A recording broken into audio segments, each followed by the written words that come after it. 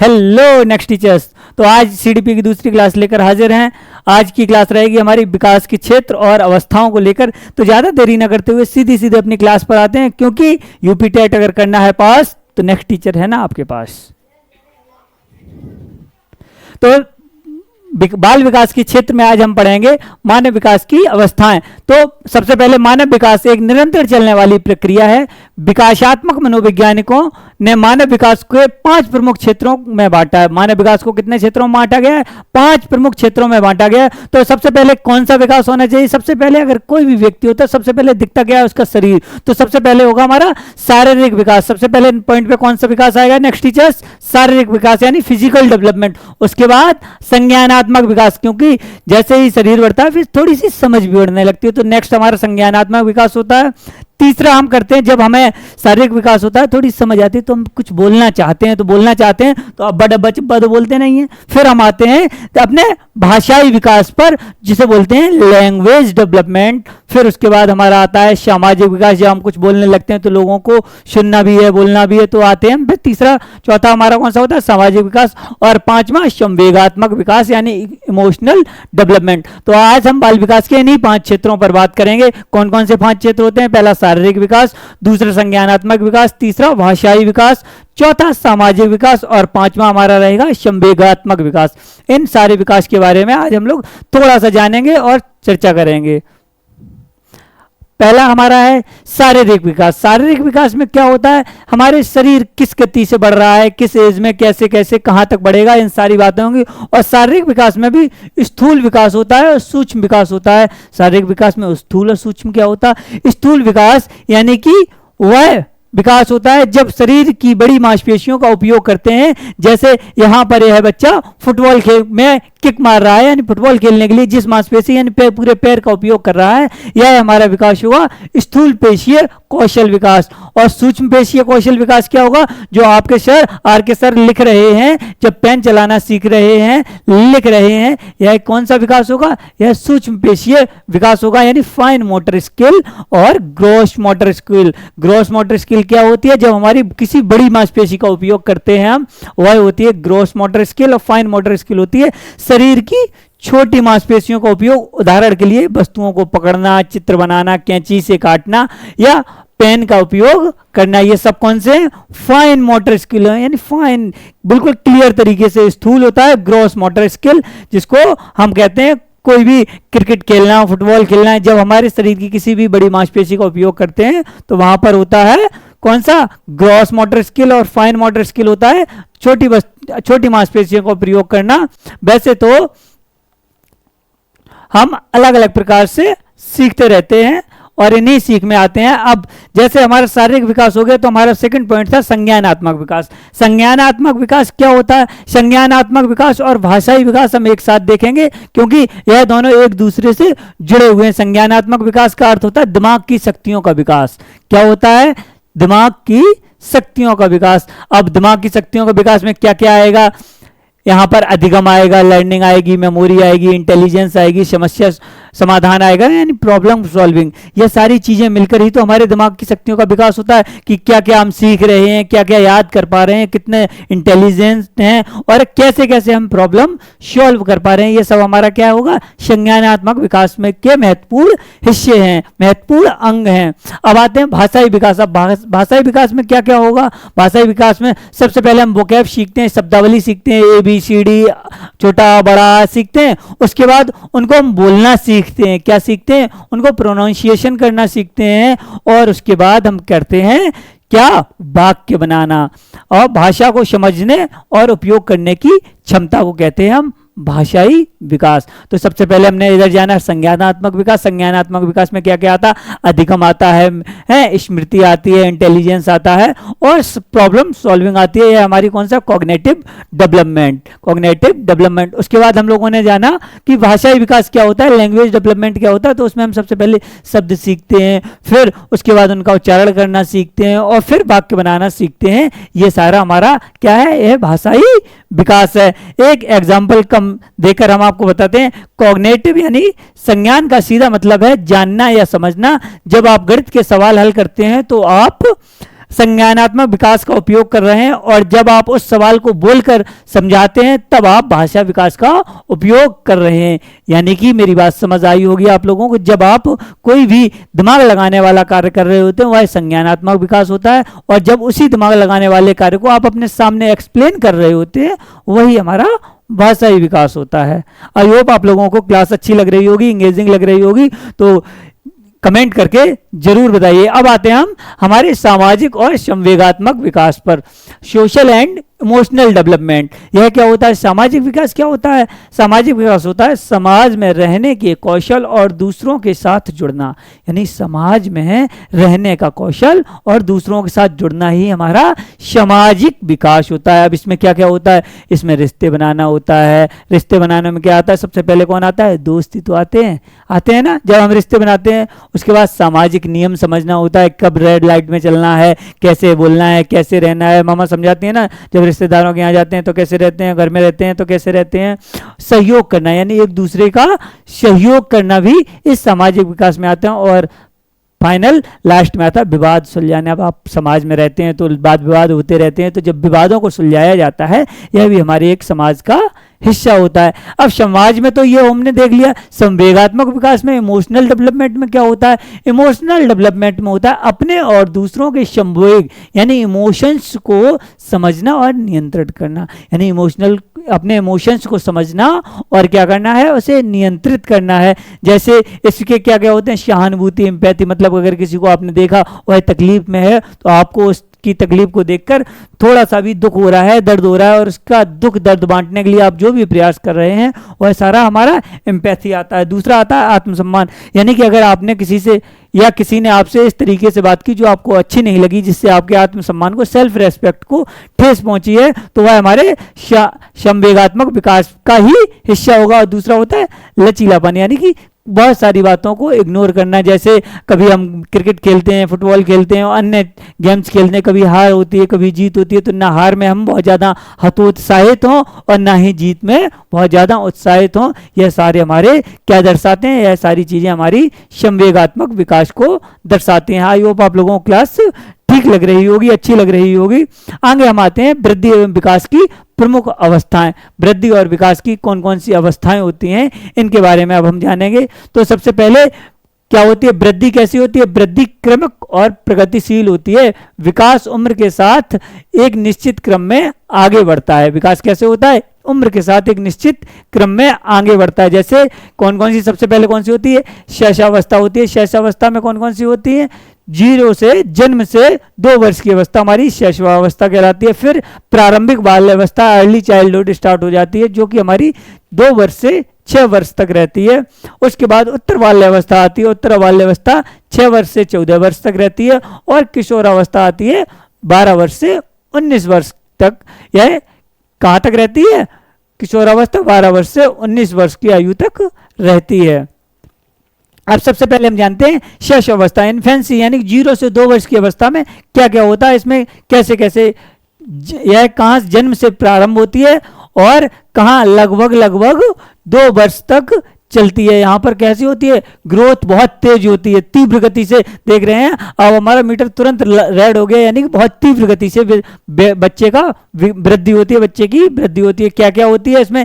तीव्र गति से ग्रोथ होती है। इस अवस्था में शारीरिक, संज्ञानात्मक और संवेगात्मक, हम लोगों ने अभी पढ़े थे इससे पहले, शारीरिक, संज्ञानात्मक और संवेगात्मक तीनों विकास पढ़े थे। उन्हीं का सबसे ज्यादा तेज गति से विकास होता है। इसमें शारीरिक विकास भी होता है बच्चे का बहुत तीव्र गति से, संज्ञानात्मक भी होता है और संवेगात्मक यानी इमोशनल विकास भी बहुत तीव्र गति से होता है। उसके बाद पेशीय नियंत्रण यानी मोटर कंट्रोल, लगभग 6 महीने से 9 महीने का उम्र का बच्चा क्या करता है? जबरदस्त पेशीय विकास होता है। बच्चा ऐच्छिक गतिविधियां यानी अपने हिसाब से हाथ को खोलना, मुट्ठी बांधना, उंगली चलाना, जैसी उठना बैठना चलना सीख रहा होता है। इसमें बहुत तीव्र गति से होता है। और तीसरा, लगभग 1 से 2 वर्ष की आयु में बच्चा क्या होता है? संचार और पकड़ यानी कम्युनिकेशन और ग्रैपिंग यानी वो पकड़ भी समझने लगता है, वस्तु को पकड़ना और हाव भाव से बात करना। यहाँ पर संचार का मतलब यह नहीं है कि वह बोलने लगता है, लेकिन वह हाव भाव समझने लगता है, कौन क्या कह रहा है समझने लगता है और अपने हाव भाव से प्रदर्शित भी करने लगता है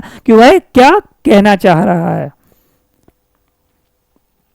अब आते हैं हमारी सेकंड स्टेज जो होती है वह होती है प्रारंभिक बाल्यावस्था। इसके अन्य नाम भी होते हैं जैसे पूर्व विद्यालय अवस्था यानी प्री स्कूल, अन्वेषणात्मक एक्सप्लोरेटरी, खिलौने की आयु, टॉय एज, प्रश्न पूछने की आयु, क्वेश्चनिंग एज। इससे क्वेश्चन यूपी टेट में बनता ही बनता है कि इन अवस्थाओं को किन किन नामों से भी जाना जाता है, और सबसे ज्यादा क्वेश्चन बनते हैं प्रारंभिक बाल्यावस्था से, क्योंकि इसको कई नामों से जाना जाता है। जब भी आपसे ऐसा क्वेश्चन पूछा जाए यूपी टेट में कि यह कौन सी अवस्था है, किस नाम से जानी जा रही है, और आपने उसका से पहले कभी नाम ना सुना हो, तो यह मान लीजिए 90% वह अर्ली चाइल्डहुड ही होगी, क्योंकि इसके कई सारे नाम, सबसे ज्यादा नाम इसी के होते हैं। अब इसमें क्या होता है, 90% ग्रोथ बाई 5 ईयर्स, यह सबसे पहले तो कब से कब तक होती है, 2 से 6 वर्ष तक की होती है। लेकिन जो दिमाग का हमारे 5 वर्ष की आयु तक के बच्चे का मस्तिष्क अपने पूरे भार का 90% तक पहुंच जाता है, यानी कि बच्चे का मानसिक विकास 90% तक हो जाता है। कौन सी अवस्था में हो जाता है, प्रारंभिक बाल्यावस्था में हो जाता है। उसके बाद इसमें शारीरिक विकास शैशवावस्था की तुलना में धीमा और स्थिर होता है। देखिए शैशवावस्था में हमारा शारीरिक विकास कैसा होता था, बहुत तीव्र गति से रैपिड रेल की तरह होता था, और जबकि इसमें उसके कंपैरिजन में, किसके कंपैरिजन में, हमारी शैशवावस्था की कंपैरिजन में धीमा और स्थिर होता है। और हाथ की प्राथमिकता, यानी कि 4 वर्ष तक बच्चा यह तय कर लेता है कि वह लेफ्ट हैंडेड है या राइट हैंडेड है। आप देखते हैं ना, सौरभ गांगुली लेफ्ट हैंडेड है, सचिन तेंदुलकर राइट हैंडेड है। तो यह कब तक तय कर लेता है बच्चा, 4 वर्ष की आयु में ही वह अपने आप को क्लियर कर लेता है वह किस हैंड का यूज ज्यादा करता है और कौन सा हैंडेड है। नींद, लगभग 12 घंटे की नींद की आवश्यक होती है। इस आयु में बच्चे को कम से कम 12 घंटे सोना चाहिए और 12 घंटे की नींद लेता है। लेकिन आप लोग हमें बताइए, शैशवावस्था में बच्चा लगभग कितनी नींद लेता है और उसे कितनी नींद लेनी चाहिए। अब आते हैं प्रारंभिक बाल्यावस्था। प्रारंभिक बाल्यावस्था, अच्छा यही चल रही थी, भाषा एवं संज्ञान।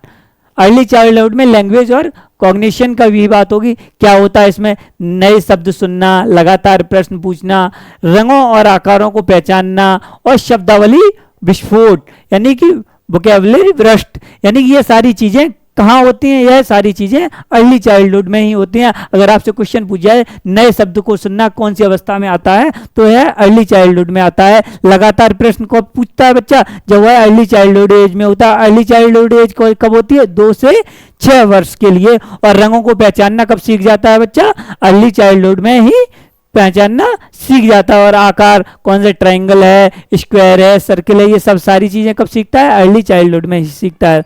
भाषा एवं संज्ञान, यह अवस्था भाषा सीखने के लिए सबसे संवेदनशील और तीव्र होती है।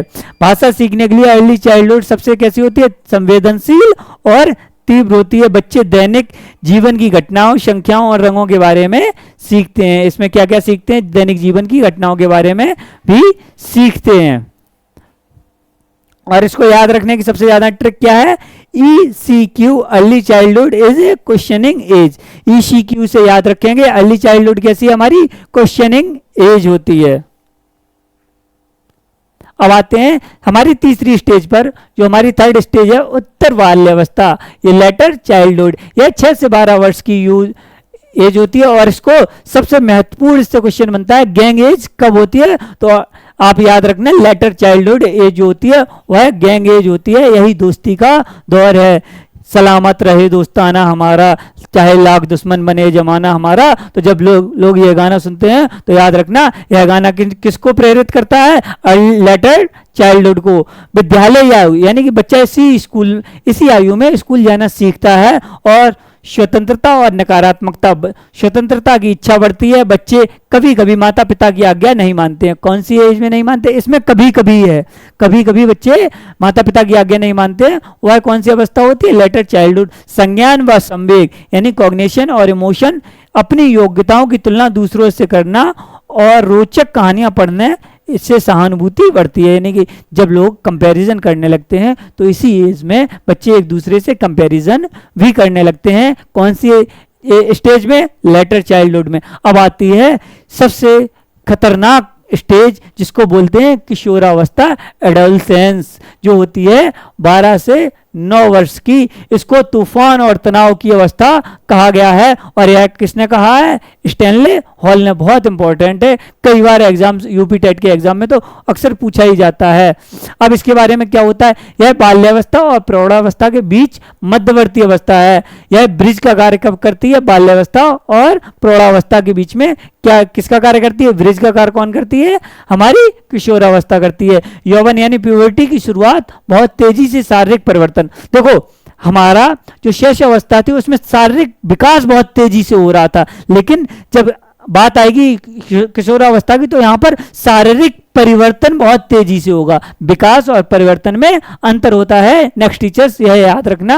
और सहकर्मी समूह यानी पीयर ग्रुप का प्रभाव चरम पर होता है इसमें, यानी दोस्तों की जैसे दोस्त करेगा वही हम करेंगे। दोस्त अगर मैथ लेगा तो हम भी मैथ लेंगे, दोस्त साइंस लेगा तो हम भी साइंस लेंगे, दोस्त नहीं पढ़ेगा तो हम भी नहीं पढ़ेंगे। ये सारे प्रभाव कहाँ आते हैं? ये सारे किशोरावस्था में आते हैं। और विपरीत लिंग, अपोजिट सेक्स के प्रति आकर्षण भी इसी एज ग्रुप में बढ़ता है। तो यह आप लोगों को समझ आ रही होगी। किशोरावस्था, पहचान एवं खोज, यानी किशोरावस्था में एक और बहुत इंपॉर्टेंट पॉइंट निकल के आता है, पहचान और खोज। यानी कि यहाँ पर बच्चे अपनी पहचान बनाने की खोज में लग जाते हैं। किस अवस्था में लग जाते हैं? किशोरावस्था में।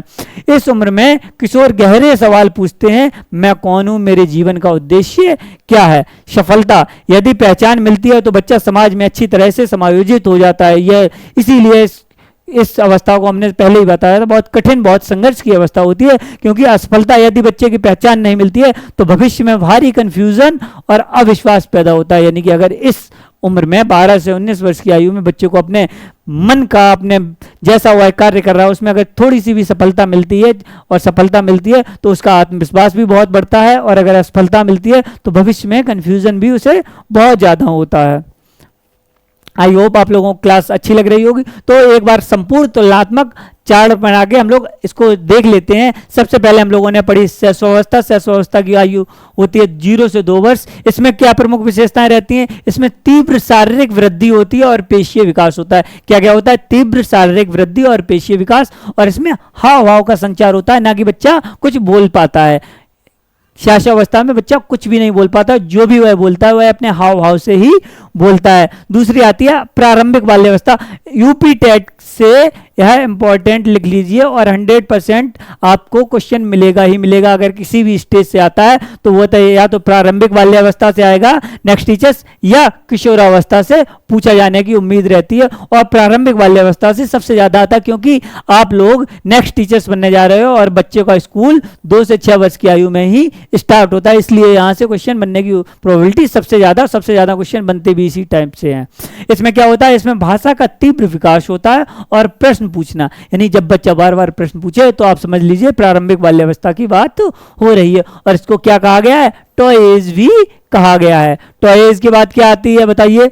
उत्तर बाल्यावस्था। उत्तर बाल्यावस्था कब से कब तक होती है? 6 से 12 वर्ष तक होती है। यह विद्यालय शिक्षा की शुरुआत होती है। कहाँ की होती है? यह विद्यालय शिक्षा की शुरुआत होती है, और इसको गैंग एज भी कहा जाता है। गैंग एज कभी कभी लोग लगा देते हैं किशोरावस्था में, जबकि गैंग एज होती है उत्तर बाल्यावस्था। किशोरावस्था 12 से 19 वर्ष की आयु होती है। इसमें क्या होता है? परिपक्वता आती है, शारीरिक बदलाव होते हैं। देखिए, हमने पहले ही आपको बताया था कि शैशवावस्था में शारीरिक वृद्धि तीव्र गति से होती है, लेकिन इसमें शारीरिक बदलाव आते हैं। वृद्धि और परिवर्तन में डिफरेंस होता है। पहचान की खोज और तूफान व तनाव, इसके लिए याद रखेंगे सामाजिक और संवेगात्मक क्या रहेंगे। इसमें अपने बच्चा अपनी पहचान की खोज करता है और उसके तनाव और तूफान लगा रहता है। अब आते हैं रियल लाइफ केस स्टडी को समझते हैं, जो हम लोगों ने सबसे पहले समझा था। शारीरिक विकास, संज्ञानात्मक विकास, भाषाई विकास, सामाजिक विकास और संवेगात्मक विकास। तो एक ही पॉइंट से समझते हैं। सबसे पहले शारीरिक विकास। राहुल पहले पूरे हाथ से बैट पकड़ना सीखा, तो ये क्या हुआ? पहले पूरे हाथ से बैट पकड़ना, यह स्थूल। फिर उंगलियों से स्पिन बॉलिंग करना यानी सूक्ष्म सीखा। और उसके बाद संज्ञानात्मक विकास में क्या देखा? उसने क्रिकेट के नियम समझे और फील्डिंग की रणनीति बनाई। फिर भाषाई विकास में क्या आएगा? उसने अपनी टीम के साथ संवाद, यानी भाषा मतलब संवाद करने के लिए क्रिकेट की शब्दावली सीखी। यानी क्रिकेट की शब्दावली क्या हो? LBW, no ball, wide ball, कितने रन्स। और उसके बाद सामाजिक क्या हुआ, वह टीम के साथ सहयोग करना और मिलकर खेलना सीखा। यानी कि देखिए, एक ही कहानी से लेके हम सामाजिक विकास से होते हुए संवेगात्मक इमोशनल विकास पे आ गए। यानी मैच हारने पर उसने अपने गुस्से पर काबू करना सीखा और हार को स्वीकार करना सीखा। यानी मैच जीतना हो या हारना हो, अपने संवेगों पर कंट्रोल करना भी किसने सीखा, राहुल ने। तो एक स्टोरी से आपको पांचों चीजें क्लियर हो रही होंगी। आगे आते हैं आज के सारांश, आज के शॉर्ट नोट्स में समझ लीजिए आज आप लोगों ने क्या क्या सीखा। आज हम लोगों ने सीखा विकास एक बहुआयामी मल्टी डायमेंशन प्रक्रिया है। विकास कैसी प्रक्रिया है, बहुआयामी प्रक्रिया है। विकास कैसे होता है, सामान्य से विशिष्ट की ओर, ग्रॉस टू फाइन की ओर बढ़ता है। प्रारंभिक बाल्यावस्था भाषा सीखने के लिए सबसे महत्वपूर्ण समय है। किशोर अवस्था पहचान बनाने का एक नाजुक दौर है। और याद रखना हमेशा, यह इंटरेस्टिंग फैक्ट है, बहुत इंपॉर्टेंट, विकास हमेशा एक निश्चित दिशा में चलता है। कैसा चलता है, एक निश्चित दिशा में चलता है, सिर से पैर की ओर और केंद्र से बाहर की ओर। आई होप आप लोगों को यह क्लास बहुत ज्यादा अच्छी लगी होगी। अगर क्लास अच्छी लगी हो तो जुड़े रहिए नेक्स्ट टीचर्स के साथ। मिलते हैं नेक्स्ट क्लास में, तब तक के लिए जय हिंद।